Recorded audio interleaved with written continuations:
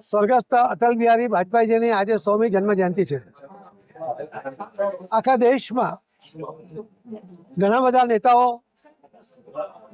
એમણે વર્ષો સુધી કામ કર્યું હશે, લોકપ્રિયતા પણ મેળવી હશે, પરંતુ એક નિર્વિવાદ, એક અજાત શત્રુ, દરેક પાર્ટીમાં એમના સમર્થકો, એવું એક વ્યક્તિત્વ એટલે અટલ બિહારી વાજપેયીજી।